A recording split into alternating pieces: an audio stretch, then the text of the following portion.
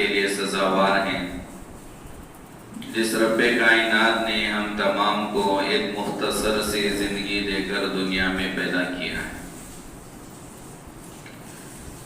انسان کے دنیا میں آنے کا مقصد، کیوں بھیجا گیا انسان کو دنیا میں، مقصد زندگی کیا ہے، اللہ بندے سے چاہتے کیا ہیں،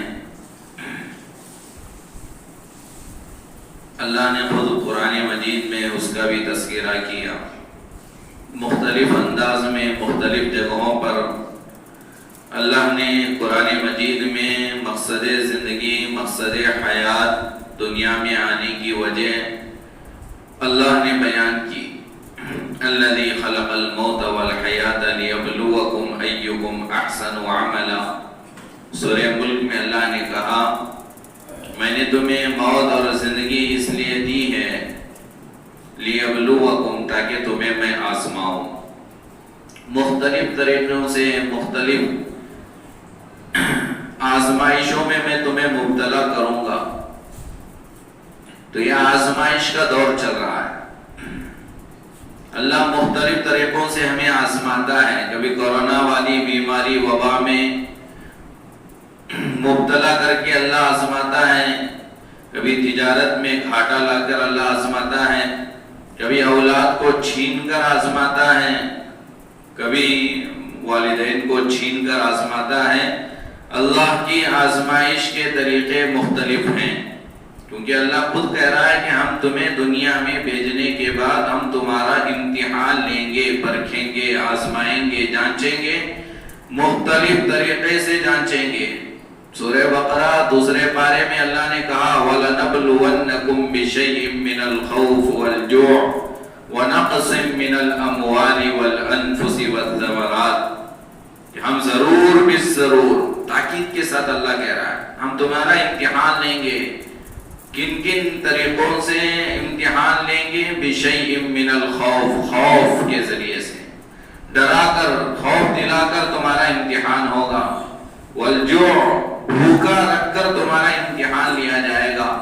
وَنَقْصٍ مِّنَ الْأَمْوَالِ، مال میں کمی لا کر، فصلوں میں کمی لا کر، پھلوں میں کمی لا کر، تجارت میں گھاٹا لا کر اللہ امتحان لیں گے، آزمائیں گے۔ وَنَقْصٍ مِّنَ الْأَمْوَالِ وَالْأَنفُسِ وَالثَّمَرَاتِ، جب حالات آئیں تو کیا کرنا چاہیے انسان کو؟ اللہ نے قرآن میں کہا بشر الصابرین، جب مختلف حالات تمہیں گھیریں گے، جب تم حالات سے دوچار ہوں گے تو تمہیں صبر کرنا چاہیے۔ صبر کرنے والوں کے لیے بشارتیں ہیں، خوشخبریاں ہیں، جنت کی، اللہ کے رضامندی کی، جنت کے نعمتوں کی، حوروں کی، غلمان کی، محلات کی، باغات کی، نہروں کی خوشخبریاں ہیں تمہارے لیے، اگر دنیا کے حالات میں اگر تم صبر کرو گے۔ تو یہ آزمائش کی جگہ ہے۔ یہاں لاک ڈاؤن کے ذریعے سے بھی اللہ بندے کو آزماتے ہیں، اللہ فری رکھ کر بھی آزماتے ہیں، بیماری میں مبتلا رکھ کر بھی آزماتے ہیں، اللہ تعالیٰ صحت دے کر بھی آزماتے ہیں۔ اللہ کے آزمانے کے مختلف طور و طریقے ہیں۔ بندے پر حالات جو آتے ہیں اس کے بہت سارے وجوہات ہیں۔ بندہ پریشانی میں جو مبتلا ہوتا ہے، اللہ کی طرف سے بندے پر جو پریشانیاں آتے ہیں اس کے مختلف طریقے ہیں۔ آج مسلمان بڑا پریشان ہے، ویسے پوری دنیا پریشان ہے، لیکن خصوصاً مسلمانوں پر دیگروں کے مقابلے میں زیادہ حالات آ رہے ہیں، پریشانیاں زیادہ ہو رہی ہیں۔ دیگر ممالک کی بات چھوڑ کر اگر ہم ہندوستان کے مسلمانوں کے حالات کو سامنے رکھیں کہ دھمکیاں دی جا رہی ہیں، قتل عام کے اعلانات ہو رہے ہیں، جگہ جگہ نوجوانوں کو ٹارگٹ کیا جا رہا ہے، مارا جا رہا ہے۔ ہماری مسلم بہنوں کے ساتھ جو کچھ معاملات ہو رہے ہیں بیان کرنے کی ضرورت نہیں ہے، ہر ایک جانتا ہے کہ حالات آ رہے ہیں، اور ہم دعائیں بھی کر رہے ہیں، اللہ سے لو بھی لگا رہے ہیں۔ اللہ کے ولی، بہت سارے اولیاء کرام، یہاں تک کہ ہمارے اکابرین کے بارے میں ہم نے سنا کہ ان ناساز حالات میں کعبۃ اللہ کا غلاف پکڑ کر روضہ اقدس پر جا کر ہندوستان کے مسلمانوں کے لیے ہمارے اکابرین نے دعائیں بھی کی، لیکن حالات بد سے بدتر ہوتے جا رہے ہیں۔ پہلے لاک ڈاؤن، دوسرے لاک ڈاؤن کے بعد مسلمان سنبھل رہے تھے، قوم سنبھل رہی تھی، تجارتوں میں جو گھاٹا ہوا تھا دوبارہ کھڑنے کی نوبت، سنبھلنے کی تھوڑا بہت وقت ملا تھا، پھر سے حالات۔ آخر کیوں؟ اس کے بہت سارے وجوہات میں سے اگر قرآن پر ہم غور کریں گے، قرآن کا اگر ہم مطالعہ کریں گے، احادیث نبویہ کا اگر ہم مطالعہ کریں گے، تو حالات آنے کے بہت سارے وجوہات میں سے ایک وجہ تفسیروں سے ہمیں یہ معلوم ہوتی ہے۔ قرآن میں اللہ نے کہا فَاذْكُرُونِي أَذْكُرْكُمْ وَاشْكُرُوا لِي وَلَا تَكْفُرُونَ، اور حدیث میں اللہ کے نبی علیہ السلام نے فرمایا اسمع یسمع لک، سنو تمہاری سنی جائے گی، سنو تمہاری سنی جائے گی۔ مختصر جملہ آقا علیہ السلام کا ہے، حدیث پاک کا اگر غور کیا جائے، دیکھا جائے تو سمندر ہے۔ مختصر الفاظ میں اللہ کے نبی علیہ السلام نے ہمیں بہت ساری باتیں بتائی، کہا کہ تم ایک کام کرو، تمہارے ہر کام ہوں گے، تمہارا کام ہے سننا، پھر تم جو سنانا چاہو گے تمہاری ہر بات سنی جائے گی۔ لیکن افسوس یہ ہے کہ پہلا حکم ہمارے زندگیوں سے فوت ہے، مفقود ہے، کہ ہم پہلے سننے کے لیے تیار نہیں ہیں، صرف سنانا چاہتے ہیں، پوری زندگی سنانا چاہیں نہیں سنی جائے۔ کیوں؟ پہلی چیز جو اللہ کے نبی علیہ السلام نے ہمیں سے کہا تھا، ہم وہ اپنی زندگی میں لانا نہیں چاہتے، ہم صرف سنانا چاہتے ہیں، ہم صرف لینا چاہتے ہیں، ہم صرف قبول کروانا چاہتے ہیں، ہم صرف منوانا چاہتے ہیں، اپنے حالات کو سدھارنے کے لیے اللہ کے یہاں صرف ہاتھ اٹھا کر کہنا چاہتے ہیں۔ لیکن یہ سب کچھ ہوگا، اللہ ہماری ہر بات سنے گا، اللہ ہماری ہر دعا قبول کرے گا، اللہ ہماری ہر پریشانی کو دور کرے گا، اللہ ہماری ہر بیماری کو دور کرے گا، اللہ ہماری ہر بات سننے کے لیے تیار ہے۔ لیکن پہلی شرط جو اللہ نے قرآن مجید میں کہا، اللہ کے نبی علیہ السلام نے حدیث مبارکہ میں کہا، اسے اپنانا پڑے گا۔ کیا کہا؟ پہلے تو سن، پہلے تو قرآن کی سن، پہلے تو نبی کی سن، پہلے تو حدیث کی سن، پہلے تو شریعت کی سن۔ تیری زندگی میں قرآن لا، تیرے زندگی میں اللہ کے احکامات لا، تیرے زندگی میں نبی علیہ السلام کے مبارک طریقے لا، تیری زندگی میں پورے اسلام کو لا۔ جب تیری زندگی میں دین آئے گا، اسلام آئے گا، قرآن آئے گا، شریعت آئے گی، پھر تجھے ہاتھ اٹھانے کی بھی ضرورت نہیں پڑے گی۔ تیرے ہاتھ اٹھانے سے پہلے اللہ تیرے ہر کام بنائے۔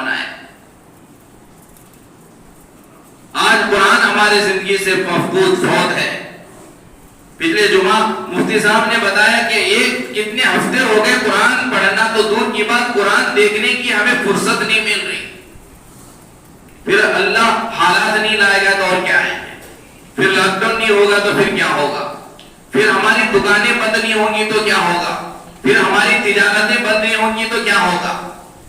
آج اللہ ناراض ہے کیونکہ ہم نے اللہ کو بھلا دیا، نبی علیہ السلام کے مبارک طریقوں کو ہم نے چھوڑ دیا، شریعت کو ہم نے بھلا دیا، اور ہمارا یہ خیال ہوا شریعت کہتے ہیں، دین کہتے ہیں، اسلام کہتے ہیں مسجد کے چار دیواری کے اندر ہونے والے اعمال کا نام شریعت۔ ہم نے بازار میں کس طرح رہنا، اسلام نے بازار میں رہنے کا کیا طریقہ، کیا سلیقہ ہمیں بتایا، ہم نے اسے سمجھا نہیں، سنا نہیں، پڑھا نہیں، اور ہم نے وہاں عمل کرنے کو شریعت جانا بھی نہیں۔ اس لیے تو حالات آ رہے ہیں۔ کیسے حالات آ رہے ہیں آپ کو معلوم نہیں ہے؟ ایک ہفتے کے اندر، صرف ایک ہفتہ، پچھلے جمعہ سے لے کر اس جمعہ کے اندر ایک ہفتے میں باگلکوٹ شہر میں 6 ہماری لڑکیوں کو طلاق دی گئی۔ ایک ہفتے کی بات سنا رہا ہوں میں۔ کیا ہو رہا ہے؟ کل پوچھیں گے اللہ تعالیٰ، اور یہ ہماری بیٹیاں ہمیں پوچھیں گی ہمارے گریبان پکڑ کر کہ تمہارے ہوتے ہوئے ہمارے ساتھ یہ معاملات ہو رہے تھے، تو پھر یہ حالات نہیں آئیں گے تو اور کیا آئیں گے؟ ہمارے اکابرین ہمارے تڑپ رہے ہیں، رو رہے ہیں، گڑ گڑا رہے ہیں، کعبۃ اللہ کا غلاف پکڑ کر آنسو بہا رہے ہیں، اللہ کے نبی علیہ السلام کے روزے اقدس پر جا کر درود و سلام بھیج کر اللہ کے نبی کے روزے اقدس پر دعائیں کر رہے ہیں، کعبے کے سامنے طواف کے ذریعے سے ہر جگہ اللہ ہمارے اکابرین دعا کر رہے ہیں، اور ہم ہیں کہ ہم اپنی زندگی ہی بدلنا نہیں چاہتے، زندگی ہی بدلنا نہیں چاہتے، تو یہ حالات آئیں گے۔ اسی لیے معزز سامعین کرام، جب تک ہم اپنے آپ کو نہیں بدلیں گے حالات بھی بدلنے والے نہیں۔ جب تک ہم اپنے اندر شریعت کو نہیں لائیں گے اس وقت تک ہمارے ساتھ خیر خواہی والا معاملہ بھی ہونے والا نہیں ہے۔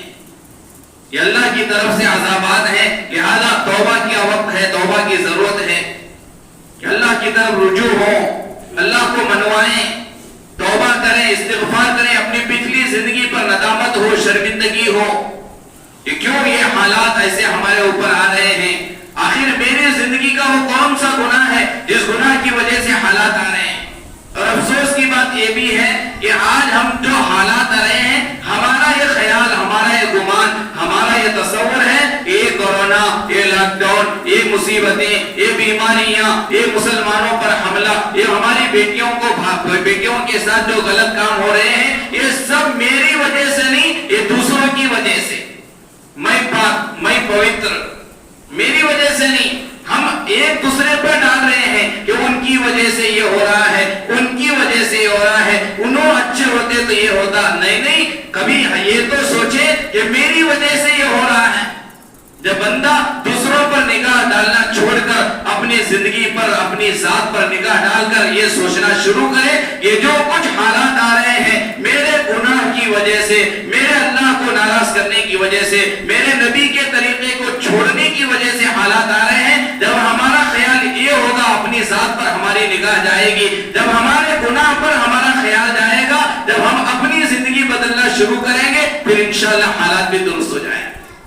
اس سے پہلے بھی میں نے وہ واقعہ بارہا سنا ہے حضرت عمر کے زمانے کا، کہ حضرت عمر فاروق رضی اللہ عنہ کے زمانے میں ایک مختصر سا قافلہ گیا اللہ کے راستے میں یا کسی اور کام کے لیے گیا، تقریباً 100 لوگوں پر، 100 افراد پر مشتمل قافلہ گیا۔ رات کا وقت تھا، بارش ہو رہی تھی، بجلی کڑک رہی تھی، تو ایک بجلی ان 100 افراد پر مشتمل جو قافلہ تھا ان کے قریب آ رہی تھی، واپس جا رہی تھی۔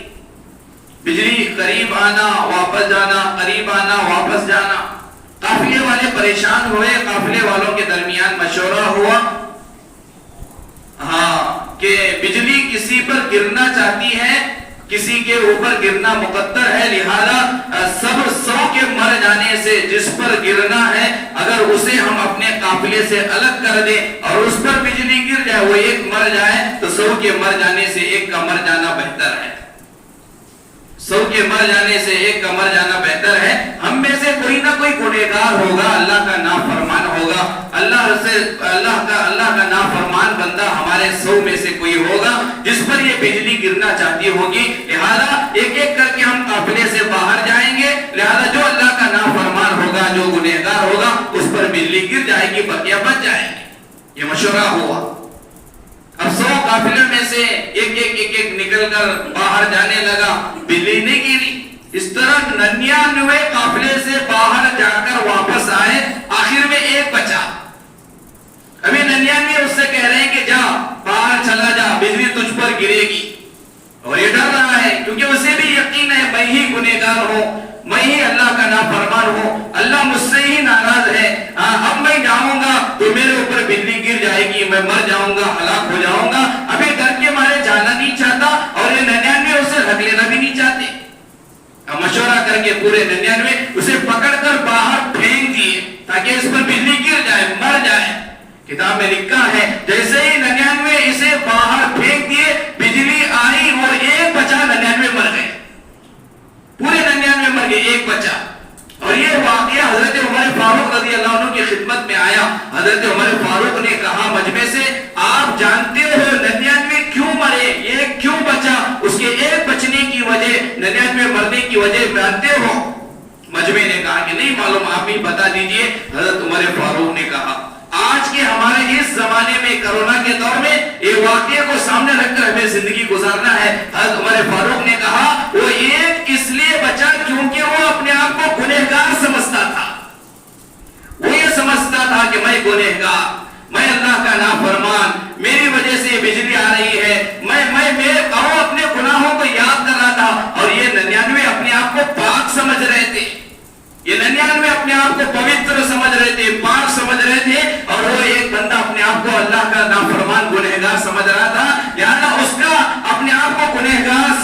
جو توبہ کیا اللہ نے اس کی توبہ کو قبول کر کے اسے بچا لیا. اور 99 جو اپنے آپ کو پاک سمجھ رہے تھے تو انہیں توبہ کی توفیق بھی کہاں ہوگی, کیونکہ یہ تو اپنے آپ کو پاک سمجھ رہے ہیں. تو 99 مر گئے, ایک بچ گیا.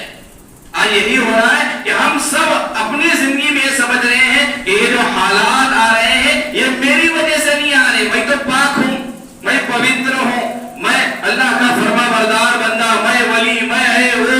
یہ حالات ان کی وجہ سے, حکومت والوں کی وجہ سے, ان کی وجہ سے آ رہے ہیں. میں نہیں کہ ہمارا یہ خیال ہو, ہمارا یہ گمان ہو, ہمارا یہ تصور ہو کہ دنیا میں جو بھی حالات آ رہے ہیں ہو سکتا ہے میرے فلاں گناہ کی وجہ سے, میرے نظروں کی حفاظت نہ کرنے کی وجہ سے, میرے نماز چھوڑنے کی وجہ سے, میرے والدین کی نافرمانی کرنے کی وجہ سے, میرے فلاں گناہ کی وجہ سے حالات آ رہے ہیں. جب ہم اپنے گناہ پر نظر رکھ کر توبہ کرنا شروع کریں گے اللہ حالات کو سازگار فرمائے گا. تو توبہ کا وقت ہے, استغفار کثرت سے کریں. کہ کتنے بڑے پروگرام آپ نہیں جانتے طے ہوئے تھے. ہمارے بیجاپور شہر میں 15-16 جنوری کو ایک اتنا بڑا پروگرام طے ہوا تھا. پروگرام ہونے سے پہلے 35 لاکھ تقریباً 35 لاکھ روپے خرچ ہو گئے. یہ دنیا بھر کے پورے ہندوستان کے بڑے اکابرین تشریف لا رہے تھے. ہر صوبے کے بڑے علماء, ہر ضلع کے بڑے علماء تشریف لا رہے تھے. ہمارے گناہوں کی وجہ سے, ہماری نحوست کی وجہ سے, ہمارے اللہ کی نافرمانی کرنے کی وجہ سے پتہ نہیں ہمارا وہ کون سا گناہ تھا جو اللہ کو پسند نہیں آیا, جس کی وجہ سے اتنا بڑا خیر والا کام جو وجود میں آنے والا تھا ہمارے گناہ کی وجہ سے کینسل ہو گئے, ملتوی ہو گئے. تو اب توبہ کی ضرورت ہے, استغفار کی ضرورت ہے, اللہ کو منانے کی ضرورت ہے. آپ نہیں جانتے کتنی قربانیاں علماء کرام نے دی.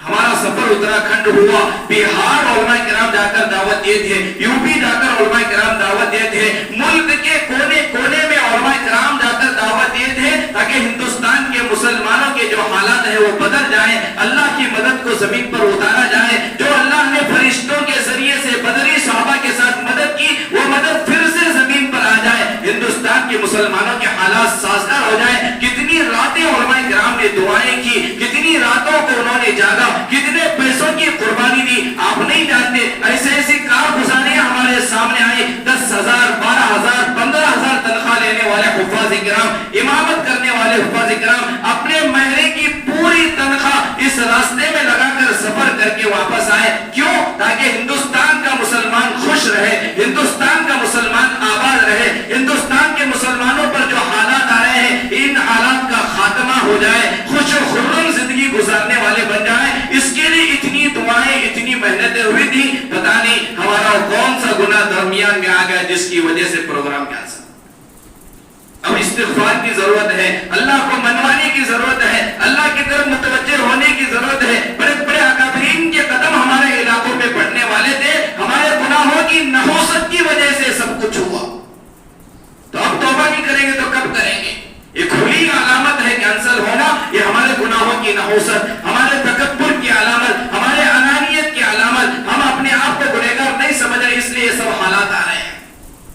تو لہذا معزز سامعین کرام, اللہ نے قرآن میں کہا فاذکرونی اذکرکم, میں تمہیں یاد کرنے کے لیے تیار ہوں, میں تمہاری مدد کرنے کے لیے تیار ہوں, میں تمہارے کام بنانے کے لیے تیار ہوں, تمہاری ہر بات میں سننے کے لیے تیار ہوں. لیکن سب سے پہلے تم مجھے یاد کرو, نمازوں کی پابندی کرو, شریعت کے مطابق زندگی گزارو, قرآن کے مطابق زندگی گزارو. حالات جو آتے ہیں وہ اللہ کی طرف سے آتے ہیں. جب ہم اپنے آپ کو بدلیں گے اللہ حالات کو بھی بدلے گا.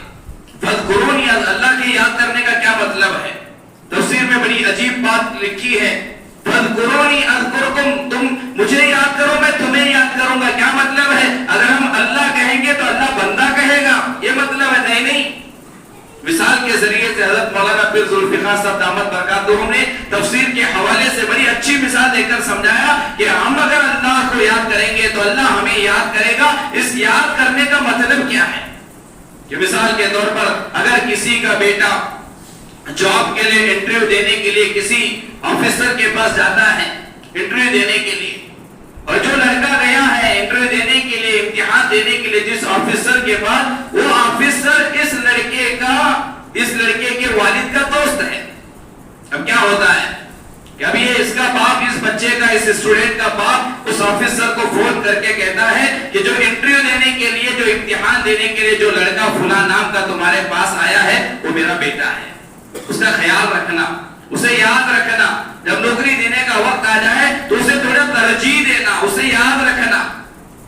تو وہ کہتا ہے کہ ہاں اچھی بات ہے, تمہارا بیٹا ہے تو میں ترجیح دوں گا, یاد رکھوں گا. 2-3 مرتبہ یاد دلاتا ہے تاکہ نوکری ملے بیٹے کو. تو یہ مطلب ہے فَاذْكُرُونِي أَذْكُرْكُمْ کا, کہ گویا کہ اگر ہم پوری زندگی اللہ کو یاد کرتے رہیں گے, ذکر کرتے رہیں گے, تو پھر جب حالات ہم پر آئیں گے, جیسے نوکری دینے کے وقت وہ آفیسر اس بچے کو ترجیح دیتا ہے, یاد کرتا ہے, جب ہم پر حالات آئیں گے اس وقت اللہ بھی ہمیں یاد کر کے کہتا ہے یہ بندہ اس پر حالات نہ لاؤ, یہ مجھے یاد کرنے والا, یہ میرا ذکر کرنے والا, یہ میری یاد میں ہمیشہ رہنے والا, یہ میرے فرما بردار بندوں میں سے ہے, لہذا اس پر حالات نہ آ جائیں. کہ حالات کے وقت میں اللہ کا ہماری طرف متوجہ ہونا, حالات کے وقت میں اللہ کا ہم پر سے حالات کو ختم کرنا, یہ مطلب ہے فَاذْكُرُونِي أَذْكُرْكُمْ. کہ صحت کے زمانے میں, عافیت کے زمانے میں, خوشی کے زمانے میں اگر ہم اللہ کو یاد کریں گے, اللہ کا ذکر کریں گے, استغفار کریں گے, تو پھر جب مصیبت کا زمانہ آئے گا, حالات کا زمانہ آئے گا, اس وقت اللہ ہمیں یاد کرے گا, یہ خوشی کے وقت میں مجھے یاد کیا تھا, صحت کے وقت مجھے یاد کیا تھا, لہذا اس پر حالات نہ لائے جائیں. یہ مطلب ہے فَاذْكُرُونِي أَذْكُرْكُمْ وَاشْكُرُوا لِي وَلَا تَكْفُرُونَ. لیکن اگر ہم صحت کے زمانے میں, خوشی کے زمانے میں اللہ کو یاد نہیں کریں گے, اللہ کے یاد میں ہماری زبان رزم اللسان نہیں ہوگی, تو پھر غم کے زمانے میں, حالات کے زمانے میں بھی اللہ ہمیں یاد نہیں رکھے گا, حالات کے وقت میں بھی ہمیں اللہ ہمیں چھوڑ دے گا. حدیث پاک میں آتا ہے جس بندے نے صحت کے زمانے میں اللہ کو یاد رکھا, اللہ کو پکارا, اللہ کے احکامات کے مطابق زندگی گزارا, صحت کے وقت میں اللہ کی فرما برداری کی, جب بندہ بیمار ہو جاتا ہے, بستر پر پڑ جاتا ہے, اور بیماری کی وجہ سے بندے کی زبان سے, درد کی وجہ سے جو الفاظ نکلتے ہیں, اگر یہ صحت کے زمانے میں اس نے اللہ کو یاد کیا تھا, اللہ کے حکم پر چلا تھا, تو بیماری کے زمانے میں درد کی وجہ سے جو الفاظ نکلتے ہیں, ان الفاظ کو فرشتے سن کر اللہ کے بارگاہ میں کہتے ہیں کیا پیارے الفاظ ہیں, کیا مبارک الفاظ ہیں, کتنا درد سے دل ملا رہا ہے. اللہ سے کہتے ہیں اللہ صحت کے زمانے میں اس نے تیرے احکامات کے مطابق زندگی گزاری تھی, صحت کے زمانے میں اس نے اللہ تیری نافرمانی نہیں کی تھی, آج یہ بندہ بیمار پڑا ہے, آج یہ بندہ نماز کھڑے ہو کر نہیں پڑھ سکتا, آج یہ بندہ قرآن نہیں پڑھ سکتا, آج یہ بندہ صدقہ و خیرات کرنے کے لیے اٹھ نہیں سکتا, اللہ آج یہ بستر پر پڑے رہ کر آہ آہ کر رہا ہے. جب اللہ سے فرشتے کہیں گے, اللہ کہتا ہے صحت کے زمانے میں جو اس نے عبادت کی تھی, جو میں نے ثواب دیا تھا, آج بستر پر پڑا ہے, کھڑے ہو کر نماز نہیں پڑھ سکتا, لیکن کھڑے ہو کر نماز پڑھنے کا ثواب اس کے نام اعمال میں لکھو. آج یہ روزہ نہیں رکھ سکتا, لیکن صحت کے زمانے میں اس نے روزہ رکھا تھا, آج بیمار ہے, بستر پر ہے, روزہ رکھنے کے قابل نہیں ہے, صحت کے زمانے میں روزہ رکھا تھا, تو آج روزہ رکھنے کا ثواب اسے دے دو, صدقہ و خیرات کا ثواب اسے دے دو, کیونکہ اس نے صحت کے زمانے میں سب کچھ کیا تھا. تو اچھے وقت میں اگر ہم اللہ کو یاد کریں گے, اللہ کے احکامات کے مطابق زندگی گزاریں گے, جب ہم پر برا وقت آئے گا, حالات آئیں گے, اس وقت اللہ ثواب بھی دیں گے, ان حالات میں اللہ تعالیٰ ہمارے ساتھ خیر خائی کا معاملہ فرمائے گا. تو ابھی وقت ہے توبہ کا, ابھی وقت ہے استغفار کا, ابھی وقت ہے اللہ کو منوانے کا, کہیں ایسا نہ ہو. اسی لیے اشاعت العلوم عقل قوا کے استاد حدیث حضرت مولانا فاروق صاحب دامت برکاتہ اپنے بیانات میں بارہا کہتے ہیں, حضرت کہتے ہیں کہ اگر ابھی وقت ہے ہندوستان والوں, پسینہ بہا کر اپنی نسلوں میں ایمان کو زندہ کرو. ابھی وقت ہے ہندوستان کے مسلمانوں, اگر تم پسینہ بہاؤ گے, تمہارے زندگی میں, تمہاری اولاد کی زندگی میں اسلام باقی رہے گا, مساجد باقی رہیں گے. اگر تم پسینہ بہا کر محنت نہیں کرو گے, ایک وقت وہ آئے گا ہندوستان میں تمہاری اولاد خون بہائے گی, تب بھی مسجدیں بچا نہیں سکیں گی. ابھی وقت ہے قربانی دینے کے لیے, ابھی وقت ہے تھوڑی قربانی, اپنی زندگی کی شروعات اللہ کے احکامات کے مطابق, نبی علیہ السلام کے طریقے کے مطابق تھوڑی قربانی دے, تھوڑی قربانی دے کر زندگی بدل کر آگے بڑھیں گے, پسینہ بہائیں گے, انشاءاللہ ہمارے مسجدیں بھی زندہ رہیں گی, اذانیں زندہ رہیں گی, مدارس زندہ رہیں گی, خانقاہ زندہ رہیں گے, دینی مراکز زندہ رہیں گے. لہذا میرے دوستو, اگر ہم قربانی نہیں دیں گے, پھر ہماری اولاد ہمیں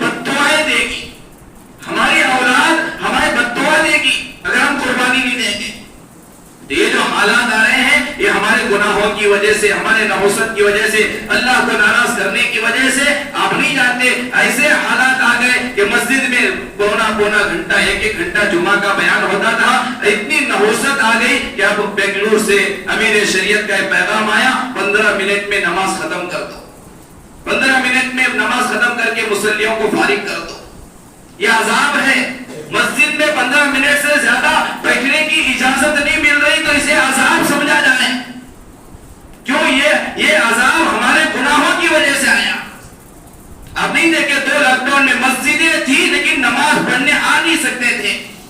عید کی نماز عیدگاہ میں پڑھنے کی اجازت نہیں, جمعہ کی نماز مسجد میں آنے کی اجازت نہیں. 2 مرتبہ لاک ڈاؤن آ کر ہمیں یہ سبق سکھایا گیا کہ اگر تم اللہ کو راضی نہیں کرو گے پھر حالات بگڑیں گے. لیکن ہم نے اللہ کو راضی نہیں کیا. ہماری جیسی زندگی تھی ویسی زندگی, جو ہم دھوکہ دیتے تھے اسی دھوکہ دینے میں, جھوٹ بولنے میں, غیبت کرنے میں, اللہ کو ناراض کرنے میں, ایسی زندگی ہماری چلتی رہی. اللہ نے پھر سے حالات لانا ہم پر شروع کیے. ابھی وقت ہے توبہ کرنے کا, ابھی وقت ہے اللہ کو منوانے کا, ابھی وقت ہے استغفار کا, ابھی وقت ہے رونے کا, اللہ کو منوانے کا. اللہ راضی ہوگا.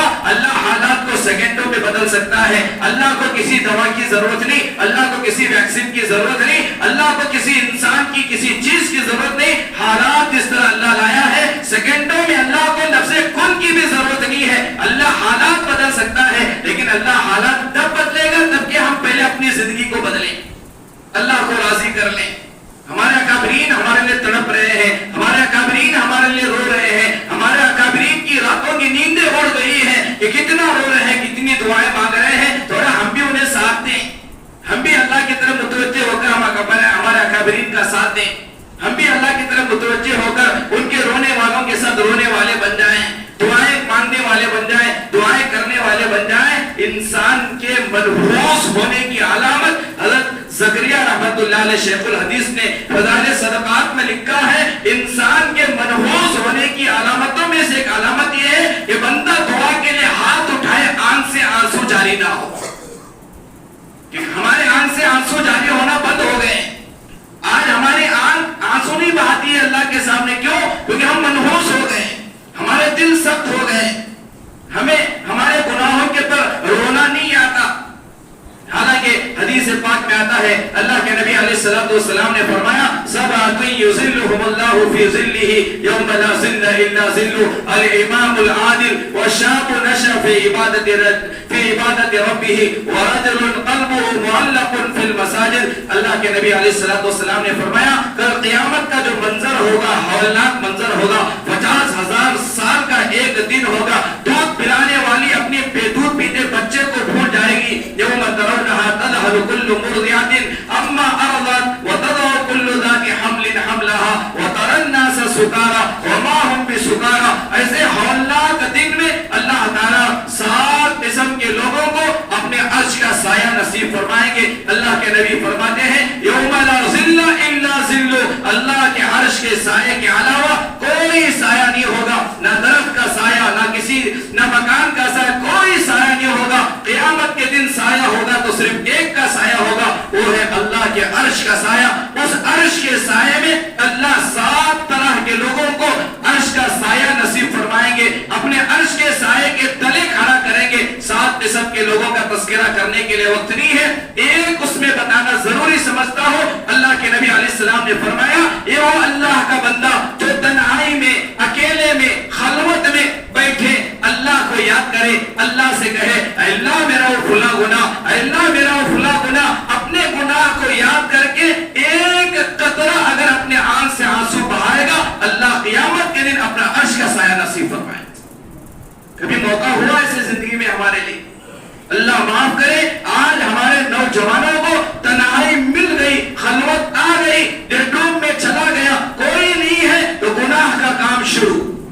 رونا تھا وہاں, اللہ کو یاد کر کے, اپنے گناہوں کو یاد کر کے رونا تھا, ڈر سے رونا تھا. لیکن آج معاملہ الٹا ہو گیا, بس تنہائی مل گئی, کوئی نہیں ہے, ماں باپ نہیں ہے, بھائی بہن نہیں ہے, کوئی نہیں, اکیلے ہیں, ہم گناہ میں مبتلا, موبائل کے ذریعے سے آنکھ گناہ میں مبتلا, کان گناہ میں مبتلا. حضرت مفتی ریاض احمد صاحب جو پچھلے ہفتے ہمارے باگلکوٹ آئے تھے, حضرت نے کہا آج اللہ معاف کرے, اللہ معاف کرے, عوام تو عوام, حفاظ علماء بھی زنا میں مبتلا ہیں. حضرت نے تشریح کر کے بتائی. حضرت نے کہا معاف کرنا.